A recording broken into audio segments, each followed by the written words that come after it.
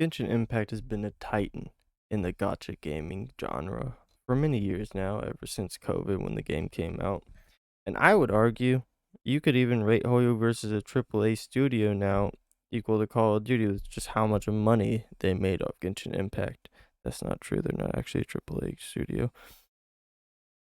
But every time a new game comes out in the gacha space, everyone starts calling it the Genshin killer. But for anyone who's not from the gacha space, what is a Genshin killer? Let me explain.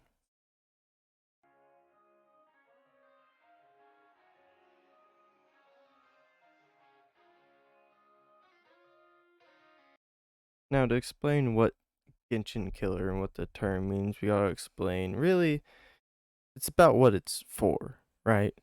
So, as Genshin came out and through the years, a little history lesson, people always wanted Genshin Impact to have endgame because guess what? You may say it doesn't, you may say it doesn't. Fact is, Hoyoverse themselves have said in a dev interview that they will never add endgame. So, that should be enough said. So the term Genshin Killer came out. The first big game to be called the Genshin Killer that honestly flopped was Tower of Fantasy. And with the term Genshin Killer, it was derogatory towards the game, sure, because there's a lot of players with resentment over that dev interview. But it was also carrying the hopes and dreams for all of those same players that a game would come out and fill the void in their hearts that Genshin couldn't. Now, whether that void was made from the loneliness of COVID and not being able to interact with people, and so they just wanted to play a good game. And Genshin Impact came out with the anime art style, right? Shortly after, I'd say, when anime had its highlights and its good years in the golden age with Death Note and Code Geass. But here today, I want to quantify what exactly a Genshin killer is. And how I'm going to quantify it is by going over specific keynotes that I think games in the past have done to actually make us see the light at the end of the tunnel of the possible future Genshin killer. And maybe some things at the end where I think games could include or improve on to actually kill Genshin Impact. Now, let me be very clear here. When I say killing Genshin Impact, I'm not talking about financially. I'm talking about you play game one and then you go back to game two, and game one was just that much of a better game that you actually just can't play game two anymore because there's no reason to play an inferior product when you have a better one out there. Now, let me give you an example. CS:GO and Valorant. CS:GO is still out there. It's still successful. People still play it, sure. However, when Valorant came out, a lot of people went and tried it, and a lot of people never went back. That's the kind of game killing I'm talking about. The first point I wanted to bring up was basic movement. Now, this isn't a point I came up with. Obviously, someone else had the idea, but it was actually a really good point. Was when you play Wuthering Waves and you go back to Genshin Impacts, it feels like you're walking through mud or you're walking around with weights on because Wuthering Waves gives you a lot more for movement. Could there be more? Yeah. And I'm sure there's reasons behind that, but I'm not a dev at Kuro Games, so I couldn't speak on that.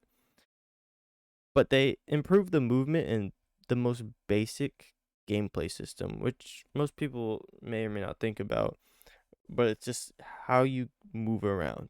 The most basic stuff: how you move, how you attack, how you double jump, whether you only get one jump, is the most basic stuff. Now, let me give you some examples.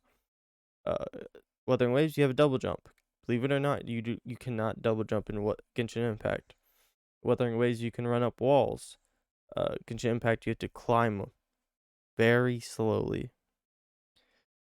Genshin Impact, you have a stamina system that runs out, like, which is very realistic. I'll be fair. However, in Wuthering Waves, if you're out of combat, your stamina system just simply doesn't run out. You can run forever. You can run to the sunset if you wanted. And there's a lot more examples, but I don't want to make the video too long. But yeah, on to point two. Now, my next point I want to bring up is exploration, because these are both open world games. I do think it's important for exploration to be fun and enjoyable and the rewards to be rewarding so that way you're inclined to actually do the exploration. However, I'm not going to speak too much onto this point because I simply haven't seen a good example of the exploration being better. Because in both games, honestly, to me, exploration just feels like a chore. Like I'm old in terms of gamer years, and I'm a dad. I don't have the time, and just, I don't want to walk around and do puzzles for children. I'm sorry. So I personally just don't find the exploration enjoyable.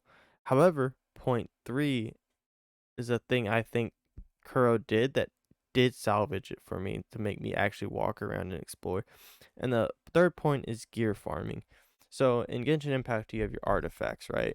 You go and you use your daily wave plates or your resin, and you farm a daily amount of gear. However, in Wuthering Waves, you can infinitely farm your gear. Now, what's limited is upgrading them, right? Because that's gated behind events and wave plates and other means. However, the actual gear itself, you can farm infinitely, and that's ties into the movement and the exploration. So I do think Kuro did salvage this point. I just think it wasn't the best one. I think if it wants to be a proper Genshin killer, it would definitely have to improve it. I'd say by a fair like a if it was 50% better, yeah. So if its current value is 100%, if it was 150%, then yeah, it's a big like barely better than Genshin. Now I'm just gonna bring up a couple more points because I could be here all day talking about this, but I just don't want to make a 20-hour video. Anyways, point four is the summoning system. Now I'm not talking about the actual characters you can get from it, but I'm talking about the gacha system itself. Now I think it's fair to say it's classic capitalism and that consumers like to get a good deal.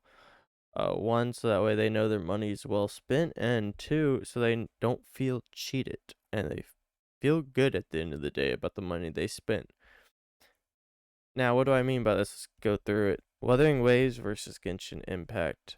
Genshin Impact, you have your 90 hard pity. You have to win a 50-50 to get the brand new character.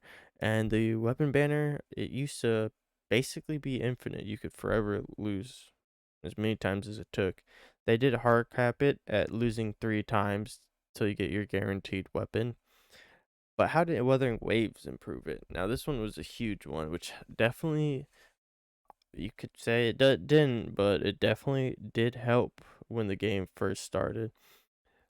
The main one being the weapon is guaranteed, which was crazy. That went hard on release. But also, they this one was kind of petty. They lowered the pity from 90 to 80 on the hard pity, which isn't a big point.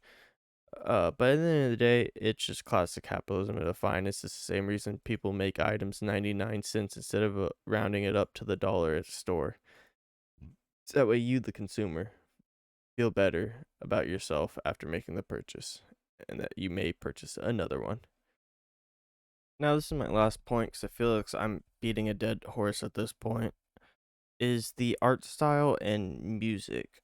So, honestly, Wuthering Waves is kind of an example for this one. So, I would argue I like the art style more, and a lot about this point is going to be objective by the person. However, if you take the character designs side by side, and just look at the detail for me on the old Genshin Impact characters versus the Wuthering Waves characters, you can see that there's a lot of detail difference when you zoom in and actually look at the detail. Now again, this one's objective, right? Uh and music for Wuthering Waves isn't exactly killing Genshin anytime soon. I wish they just took PGR's music. It would have made the game go so hard. But at the end of the day, I would say this is a good point, is that if a game just subjectively has better artwork, graphics, and music, then honestly, it'll just murder Genshin Impact on the spot. But yeah, I rambled on for a while. I just wanted to bring up talking points, really, about what a game would need to become a Genshin killer. One thing I did forget to mention that I feel like most games haven't really hit the nail on the head for is good in game. Now, I don't mean PvP, right? Because no one really wants a PvP in gacha. We If you don't know, just go look at Summoner's War. It has all the gacha PvP you could want, and let's be real, there's no skill involved in it. But what I do think, like if Wuthering Waves added, that would really like murder Genshin Impact is if they expanded on the hologram system, right? I think if they just added more difficulties just across the board, just lay them all out at the same time. Like if you expanded the current holograms to like difficulty 10, so that way you really have to push yourself to clear it, and just like put like no time limit, like make a timer to see like, oh, I beat this boss in this amount of time, and like brag to your friends. I think would be a lot better. So that way, that one's. I do think in game's important though for a game because it gives you a goal, right? To a goal to go for, and I feel like a goal is important. Even though right now I think most people have killed the hologram stick, except for myself and most casuals. But anyways, I'm been rambling for way too long. If you like the video, don't forget to like, comment, and subscribe. If you have any opinions, don't be afraid to leave them in the comments down below. I promise I will not bite. And I'll see y'all next time.